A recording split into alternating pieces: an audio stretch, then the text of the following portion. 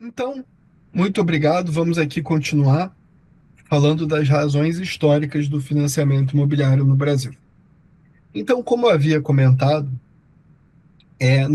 no século XX, 1920, 1930, o crédito habitacional ele começa no nosso país através de agentes financeiros, ou seja, agentes econômicos privados, e não como grande política nacional habitacional. O problema é que o país que era agroexportador, um país rural, ele começa a aceleradamente se urbanizar.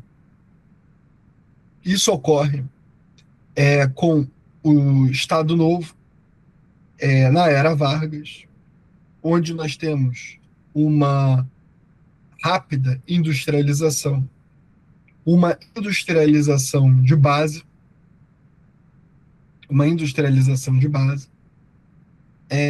uma industrialização também que foi motivada pela substituição de importações no período da Primeira Guerra, nós já tínhamos isso, já tínhamos passado por isso.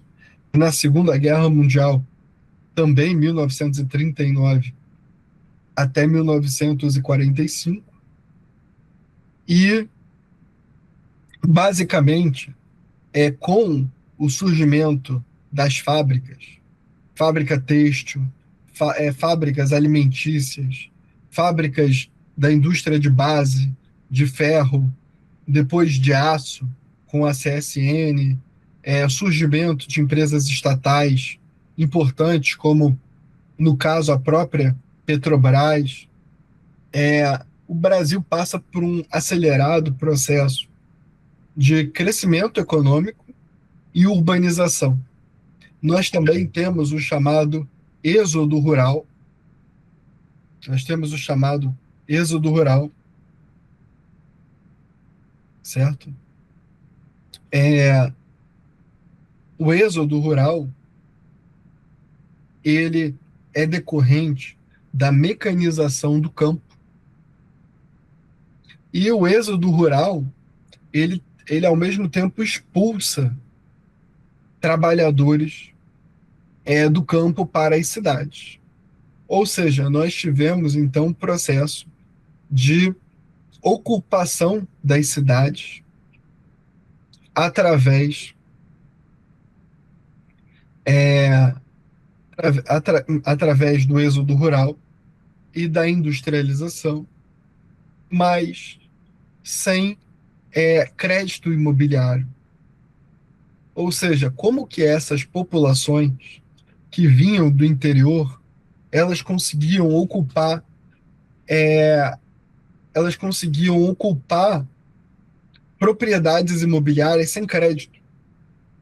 Normalmente, nós estamos falando de pessoas sem qualificação adequada que vinham para Rio de Janeiro, São Paulo, Belo Horizonte, Porto Alegre, as grandes cidades da época, sem qualificação profissional, sem estudo, sem nível superior, sem qualificação para ocupar funções bem remuneradas, e trabalhavam nas fábricas, ou trabalhavam no comércio, ou iam trabalhar de forma completamente informal. A remuneração, como eu disse, no Brasil, uma remuneração baixa, com escassez de crédito. Onde que boa parte dessa população que vinha do campo foi morar? Essa população foi morar principalmente em terrenos, em terrenos que não eram de sua propriedade, através de praticamente invasões, em locais de risco, risco geológico mesmo, em costas de morros, em localizações afastadas ou locais como os morros de cidades como o Rio de Janeiro, a depender da geografia de cada município que nós estamos falando. Mas estas populações ocuparam as periferias, ocuparam os subúrbios ou ocuparam, basicamente, áreas de risco, áreas inóspitas das grandes cidades, onde então passaram a construir comunidades, favelas e adensar as nossas grandes cidades, adensar as nossas grandes cidades desta forma. Então, basicamente, esta tem sido a realidade do Brasil ao longo do século XX e também do nosso século XXI. A primeira vez que nós tivemos crédito imobiliário em grande escala foi com o sistema financeiro da habitação, que veio somente em 1964. Gente, somente em 1964. Ou seja, nós tivemos 64 anos, certo?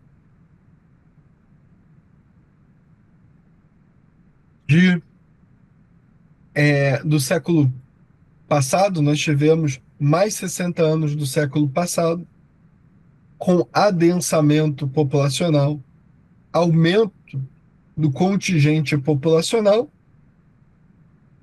mas sem termos uma política pública de habitação digna para a maior parte da população.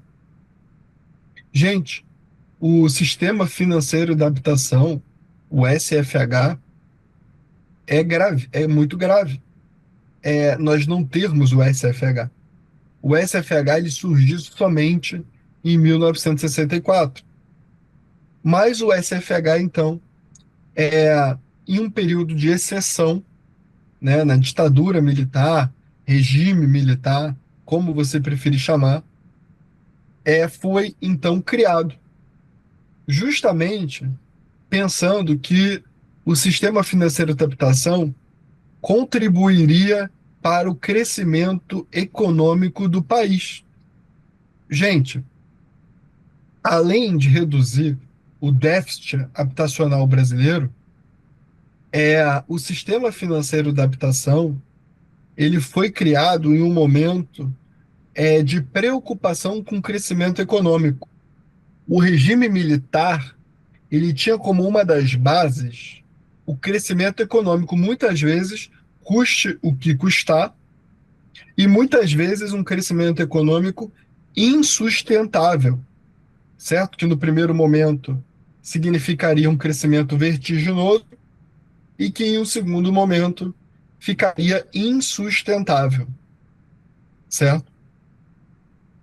Então, o sistema financeiro da habitação, o SFH, ele foi criado pensando não só na redução do déficit habitacional, mas ele foi pensado principalmente em uma forma de aceleração do crescimento econômico. Aqui vale um parênteses.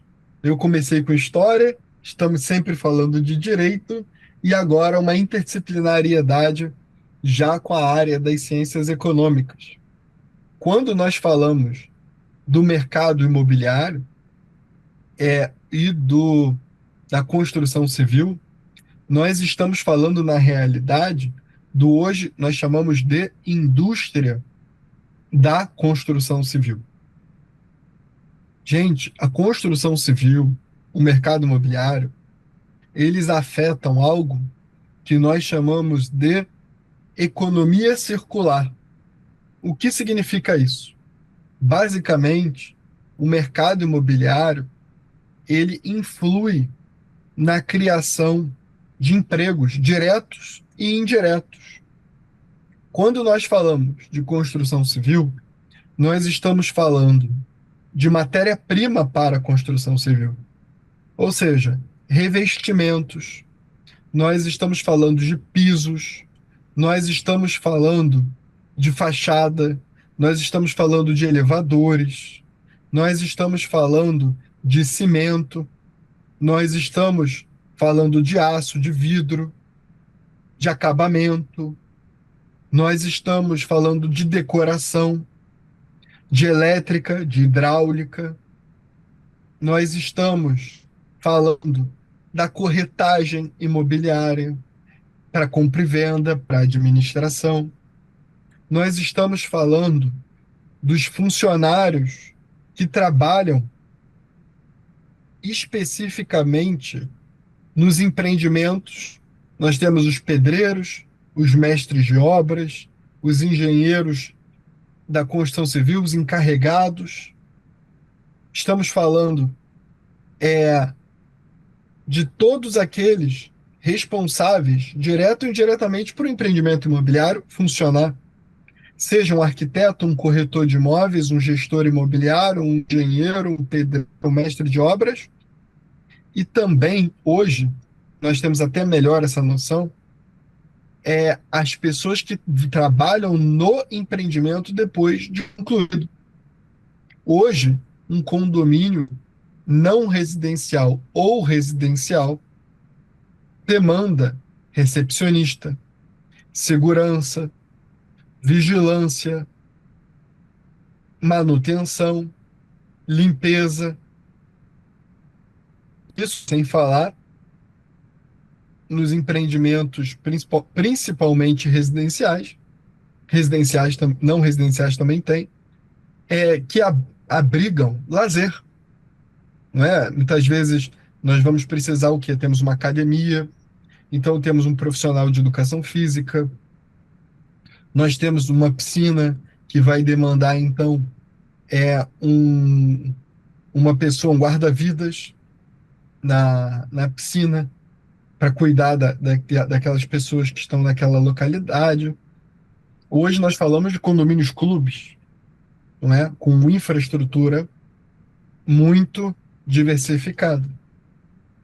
Então, basicamente, a construção civil e o mercado imobiliário geram muitos empregos.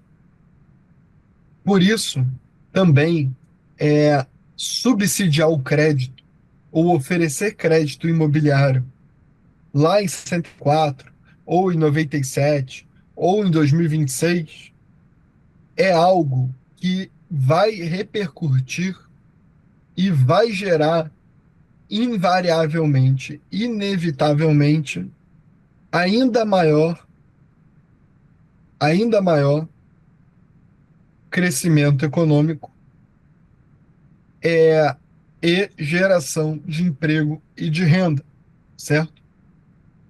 O SFH, na época lá em 64, Sistema Financeiro da Habitação, ele foi concebido e estava tinha o seu oferecimento através do BNH, Banco Nacional da Habitação. E o SFH, Sistema Financeiro da Habitação, deu muito certo nos primeiros anos de sua concepção. Nos primeiros anos, nós tivemos um impacto, um efeito direto muito significativo no mercado imobiliário. Deu certo. Podemos dizer que deu certo no início. Mas, posteriormente, foi um sistema que entrou em colapso. E nesta aula, em todas as próximas, nós vamos entender por que entrou em colapso, o que aconteceu na época para entrar em colapso, certo? Então, eu coloco aqui para vocês a produção habitacional existente no Brasil, antes dos anos 30, era responsabilidade da iniciativa privada, conforme eu mencionei, numa época em que a economia era baseada no setor agrário exportador, frente à necessidade de maiores investimentos habitacionais, foi criado o Sistema Financeiro da Habitação, SFH. logo após a tomada do poder pelo regime militar em 1964. Logo após a adoção do SFH, houve uma grande oferta de recursos para o crédito habitacional, devido às condições favoráveis e atrativas das aplicações, decorrentes da segurança e rentabilidade dos depósitos em caderneta de poupança e letras imobiliárias. Aí agora, pessoal, eu vou explicar para vocês o que é o SFH.